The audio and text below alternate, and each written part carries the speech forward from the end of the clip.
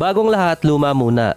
Every season, since dumating si Butler sa Miami Heat, ang mapapansin mo doon bago dumating yung mid-season or bago mag-February, nasa 5 players nila ang nakakalaro ng 80% ng mga games dahil yon sa injuries at iba pang dahilan.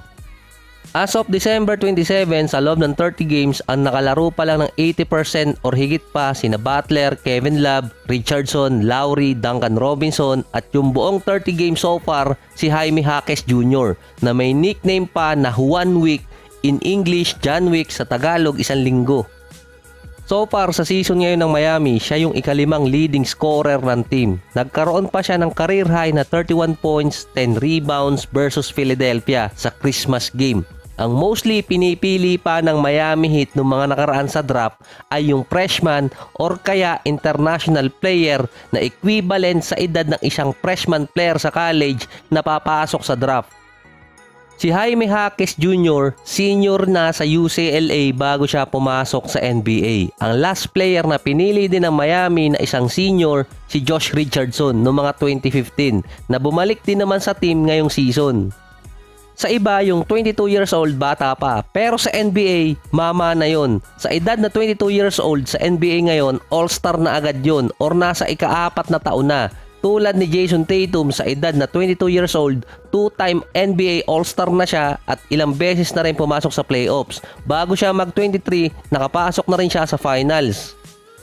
Marami namang 22 years old or higit pa ang na-drop sa NBA pero hindi naman nabigyan agad ng magandang minuto sa isang team dahil yon sa focus ng isang team ay i-develop ang isang player na pang long term. Pagpalagay nating 20 years old ang edad nang pumasok siya sa NBA, ang average na edad naman ng isang player na tumatagal sa liga ay 26. So meron agad siyang 6 na taon. Kung ikukumpara mo sa 22 years old, nasa 4 na taon na lang.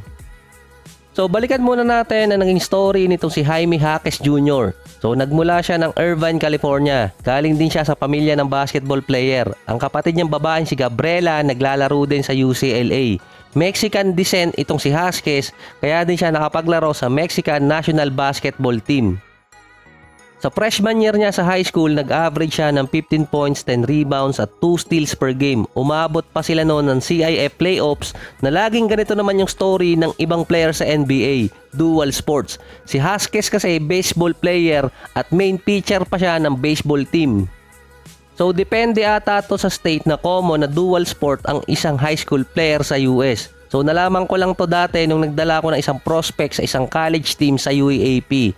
Saka naglaro din sa Batang Gilas. Kapag basketball season, natatapos agad yon or hindi sila pumapasok sa state championship, kumbaga mababakante sila ng mahabang panahon. Kaya yung ibang players sumasali ng ibang club. Ang dahilan noon para condition pa rin sila next season sa basketball. Sasali minsan sa American football or sa ibang sports. Nung chinek ko din naman na hindi talaga ako pamilyar sa school year sa US, magkaiba yung season dates ng basketball at baseball. Sa Camarillo High School, si Jaquez ang star player ng parehong basketball at baseball. Sabi nga niya dati sa isang interview, kung binigyan niya lang ng mas matinding atensyon yung baseball, baka mas malayo rin ang narating niya doon. Pero noong mga panahon na yun, nakapaglaro na siya sa national team ng Mexico para sa basketball. Gusto rin niya kasi makapasok talaga sa NBA. Sa kanyang senior year sa high school, meron naman siyang average noon na 31 points, 11 rebounds at 2 steals per game. Umiscore pa siya ng career high na 54 points.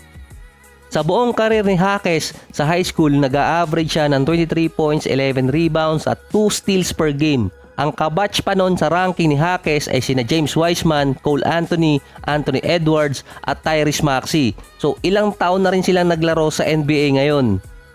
Kahit pa mataas yung average itong si Jaquez, ay nasa 4-star recruit siya at pang number 89 sa ESPN. Dito naman niya piniling maglaro para sa UCLA dahil ni-recruit siya ni Steve Alford nung junior year pa lang niya sa high school. Sa parehong taon din, ni-recruit naman siya ng Cincinnati na si Mick Cronin.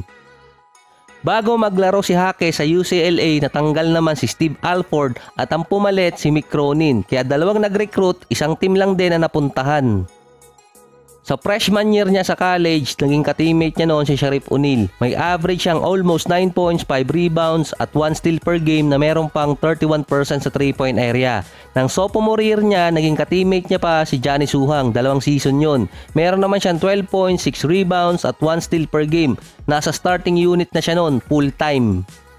Nang junior year, umakyat naman yon sa 14 points, 5 rebounds at 1 steal per game. Pwede na siyang sumali sa NBA draft noon pero may injury kasi siya sa paa nung season na yon at naglalagay siya ng brace. Kaya hindi rin best time talaga na sumali agad noon si Jaques. Nang senior year naman, nag-average siya ng 17 points, 8 rebounds at 31% sa 3-point area at meron pa rin naman siyang 1 steal per game. Nanalo siya bilang Conference Player of the Year at sa nakaraan 2 season, member siya ng All Defensive Team. Offense at defense ang meron dito kay Jaques mula pa ng kanyang high school year. Pinili ng Miami si Jaime Jaques Jr. bilang number 18 sa 2023 NBA Draft. Nilagpasan nila ang player tulad ni Brandon Podziemski na mas bata at all-around player sa college. Kasama din doon si Chris Murray. Na-career season naman niya sa college bago siya pumasok ng NBA Draft. Sa NBA Draft, halos nasa gitna ang Miami, ang isang team na pumasok sa NBA Finals. Maghahanap agad sila di umano ng isang player na pwedeng i-add sa rotation na hindi na kailangang i-improve pa na mahaba. Rare kasi ngayon sa liga ang isang senior player galing sa college na magiging malaki agad ang impact sa isang team or masabing rotational player. Sinabi din ng mga scout nun na si Jaques ay malaki ang bentahe dahil sa kanyang defense. Base kasi sa stats, number 1 sa buong NBA si Jaques kapag didepensa siya ng isolation. Meron din siyang defensive rating na 115, so mataas din yun. Sa offense naman, mas nagagamit siya sa pick and roll. Siya din yung minsan nakakahanap ng mga open teammates niya. Sa height niya na 6'6", mataas din yung kanyang post-up rating. Nagkakaroon kasi agad siya ng advantage dahil mas malaki siya sa tatapat sa kanyang defender. Sa ngayon, may average itong si Jaques na 13 points, almost 4 rebounds, 2 assists at 37% sa 3-point area. Pero sa last 19 games niya, nasa 16 points, 4 rebounds, 52% sa field at 45% sa 3-point area. Malaking bagay din na nawala na matagal si Tyler Hero dahil sa injury. Nabigyan talaga siya ng pagkakataon nun. Base kay Butler, yung mga plays na ginagawa ngayon ni Jaques, yun ang mga plays na ginagawa niya noong mga 28 or 29 years old pa lang siya. Nag-post din siya dati na halos identical yung galaw nilang dalawa. Sinabi pa ni Butler na confident na player itong si Jaques. Sa rookie ranking ngayon, number 4 na itong si Jaques. Pwede pang umakyat yan.